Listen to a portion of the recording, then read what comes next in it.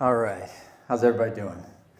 So, I'm a reporter with the York Daily Record. I have been since 1999.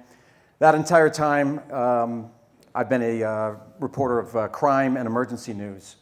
But something that, like a mentality that I've noticed actually early on, that kind of came over me was that I never imagined that anything would happen to me. All these fires, accidents, and shootings that I would cover, I always thought that I'm just the observer. That could never happen to me. And actually, in journalism school, they tell you that. They say, don't be the news, just report the news. That's what a reporter does. You report the news. So I'd say about 12 years ago, there was, and a lot of you probably remember this, there was a pretty severe ice storm that occurred here in the county. Totally coated the county, 12, 13 years ago, coated the county with ice. And I covered it that night because I believe there was a strike going on at Harley at the time. And I was working nights. So I covered it that night. I had the next day off. And I was living in Manchester Township. And so I decided I would be a good dad and take my son sledding. Because what's better than sledding on ice, right? I mean, it's awesome. You don't want to, because we had done the whole powder thing, where you go down the hill and then the nose of the sled buries in the you get powder in your face. That's not fun.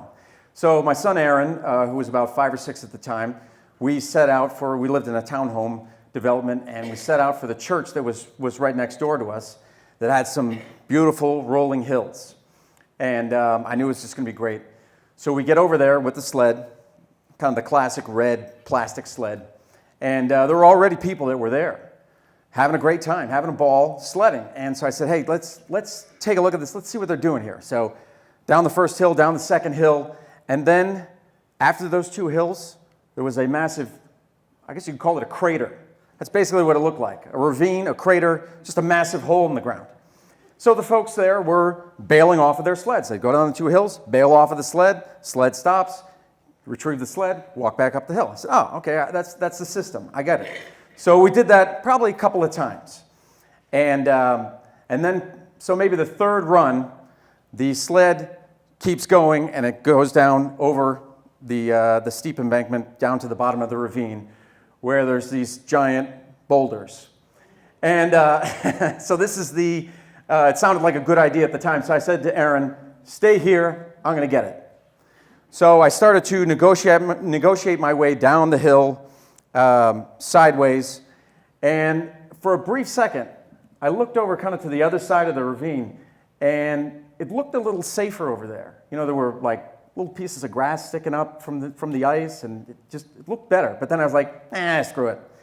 I'm going to continue this way. So I probably got another foot, and then my feet came out from under me, and there I was speeding down this this embankment. And something else that I've noticed with covering fires, accidents, shootings, victims of trauma, is that time seems to slow down. It's like some giant unseen hands are grasping the rubber band of time, and they're pulling it so that seconds become hours.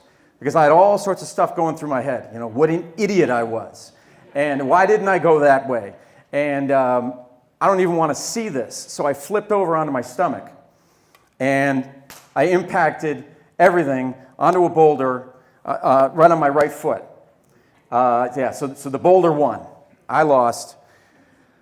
And so then I flipped back over onto my back, and I looked at my right foot, and it was probably about a 45-degree angle. And I said, that's not normal. Luckily. And then I looked up at Aaron because he was up there crying at the top, and I said, I'm all right. And there were other people that were around the rim, and they were like, hey, look at the idiot down there. And what's he doing down there? And so I said, I'm all right. Luckily, I had my cell phone right here in the pocket of my jacket, so I called 911. Something like I said, I never imagined I would do such a thing as a reporter. But another thing that I've realized about victims of trauma is you forget the things that you would know just like that. And I didn't know where I was, really. I said, I'm at a church, and my neighborhood was right over there. I couldn't tell them the name of my development. I couldn't tell them the street that was right out there. Nothing. It was through, landmarks and things like that they were able to figure out, okay, this is where he is, to send Manchester Township Fire Department to come and get me. And so they parked by the street, and they brought this, what's called a Stokes basket. Some of you might be familiar with that. It's a big metal basket that can go over rough terrain. Thank God for Mr. Stokes or Mrs. Stokes, whoever created that. I really appreciate that, because that was awesome. They put me on the backboard. And actually, the first person that came to me was a woman I did a story on. She was the first female firefighter hired by Manchester Township Fire Department. I was like, I know you. And she's like, I know you too. And so we had a great old time. I never lost consciousness in any of this, by the way.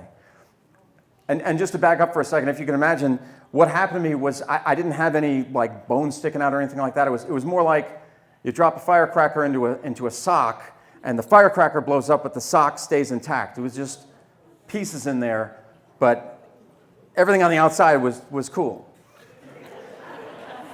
Just for looks, I don't know. So anyway, so they winch me out of the ravine. We get in the ambulance, off to York Hospital. My luck, I get this, well, first of all, we've written a lot at the newspaper about, there's an opioid epidemic, and fentanyl is part of that. And it's terrible if it's abused, but if it's used in the correct way, it's a wonder drug. It's a wonder drug, because it was the only thing. It was the only thing that killed my pain. I took morphine, I took oxycodone. Nah, small time. Small potatoes compared to fentanyl. But anyway, my luck, I got this young doc, and he's like, okay, we got to get you in the x-ray, but I need to see if I can look at it a little. Let's get it. I'm like, it's pieces. It's pieces, doc, okay? Come on. It's in pieces. Anyway, so I went through 3 operations. The first one was they put an external fixator on my leg. And that's like if you get a halo for your neck where they screw, it's like that for your leg, okay? Then the second operation was take that off, put the screws in. Actually, I have like an erector set plate with holes in it, and they threaded screws through it on that side, and then on the other side there were a couple of screws. And Dr. Cohen from OSS was my doctor. It was fantastic. So the second operation was take the external fixator off, put the screws in. Third operation, he told me, he goes, hey, Ted, there's a couple of screws that I put in. Those are going to break. They're going to break. They needed to be in, but they're going to break. So do you want me to take them out? I'm like, yeah, I want you to take them out, because it's going to be more difficult if they're in pieces. I've had it with pieces. I don't want anything in pieces anymore. So he took those out. So that was operation number 3. So after that, and probably, I don't know how many months of rehab, starting in the pool, then on land, I'm where I am today. And I remember coming home from the hospital, and a lot of the guys from the Daily Record were there to help get me into my house. That was awesome. I'm indebted to them for that. Some takeaways from this. Mobility. Literally my mobility. And so I'm blessed that I'm able to walk around. Dr. Cohen told me, and he was straight with me. He's like, don't take up running. I joke with my younger son, Sam. He's incredibly fast. And I'm like, if I didn't have this busted ankle, I'd still be faster than you. So we joke about that. But I really appreciate every day being able to do what I am, just being able to drive and walk around and stuff like that. And ice is my number one eternal enemy. But the thing with the weather, how people say like, my injury's hurting me. It's the bad weather's coming or whatever. That to me is a myth. I've never experienced that. For me, it's just inactivity. In other words, if I'm sitting for a few hours and then stand up, well, then it might be a little bit stiff. But another thing is I got some good scars out of it, so that's cool. Chicks dig scars. But the moral of it is, for me, is never be afraid to put your body on the line to be a good dad. Thanks.